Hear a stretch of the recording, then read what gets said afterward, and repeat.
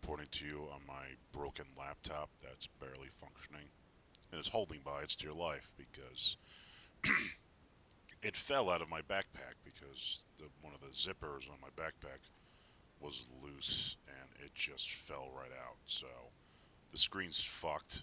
So I have this thing connected to my computer through an HDMI port.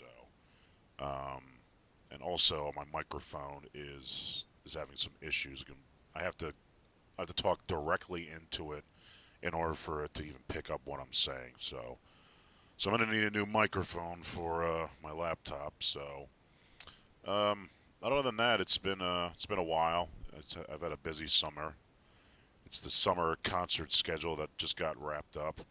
So during the summer, I do concert security as my main job. So during the summer, I work at a place called the Mann Center. Now that's all the outdoor concerts and stuff like that. So that's all the much bigger acts. It's all the summer acts. So I worked for the Lumineers is one of the bands I worked for. Cake, Death Clock, Baby Metal, the Sad Summer Fest, which was the Taking Back Sunday festival. And all of them it's so many varying different crowds and the way you handle them. So obviously something like Sad Summerfest has a lot of emo stuff, a lot of moshing, so you got to deal with all that kind of stuff, and it was hot out. It was 100 degrees that day. It was one of the hottest days of the summer, so working that was a pain in the ass.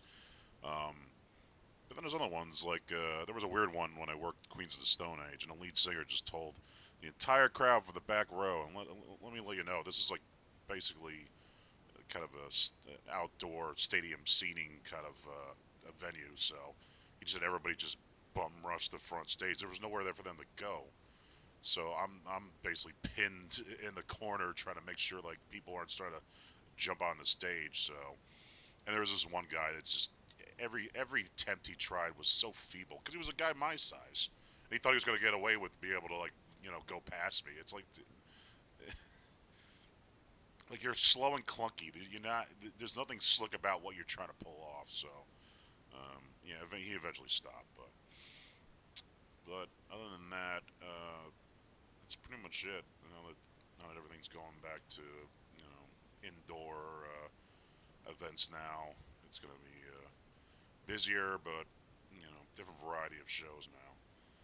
Now that my laptop's fucked up, there's not really much I can do with it right now. So I guess in the meantime, my friend lent me his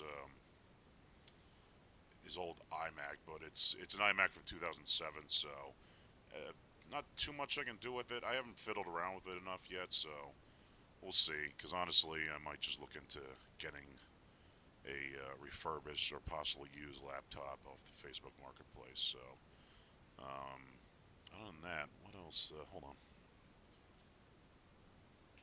Well, let's see. I think the last video I did was on my RG Nano. Now, I guess there's a common theme that some of these things I have seen better days. So, yeah, my RG Nano is now, the screen's all cracked, but I don't know. I refuse to get a new one. I don't know. I feel like it's still playable, so I don't know. I did a little post on the Anbernic site, which is the company that makes these things. This is a tiny guy, and it's basically a keychain accessory at this point. So I kind of treat it as such, sort of a thing to just kind of have on you to play some games for a few minutes here and there. So, but on the Ambernic site, I was telling them this was probably my favorite one of their emulators they did because I don't know, I think any kind of keychain, it just kind of the wear and tear kind of adds character. I feel like everything else in there has been on there for a while. I mean, I had a Pantera key bottle opener, and it's so faded you can't even tell that it was even Pantera. The lettering is just gone.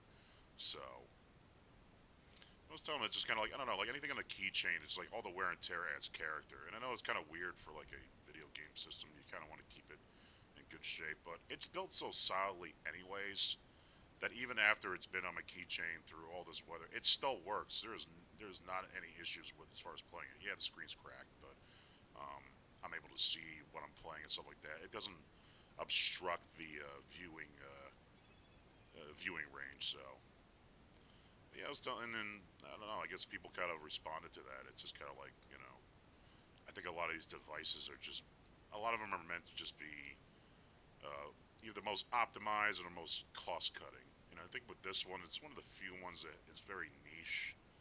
Like it has very more of a novelty to it. It's not like it's not optimized in any kind of way. Like it's 2 inches. It's literally 2 inches long. Like there's only so much you can do on that, but it's fun to play like old school RPGs on there. So I've gotten the most use doing that in particular. So, um, but yeah, at the end of the day, it's still kicking. I'm still on my set of keys with my Pantera bottle opener and this guy, the eight. I think it's the 8-bit do. Yeah, 8-bit do, and that's a Bluetooth controller for my phone because I have various emulators on my phone. I like emulators. I like old school games. So whenever when I plug in there, I try to play some like PS2 stuff. 3DS works relatively well, all things considered. So, but yeah, that's what's been going on with me. Um, Hope to have some more updates, and hopefully I'll be able to get another laptop. Hopefully nothing that's going to break the bank, but just something with the same amount of whatever I was using this computer for. I want my next one to function relatively the same. So, all right. This is Darren the Tuber signing off. Peace.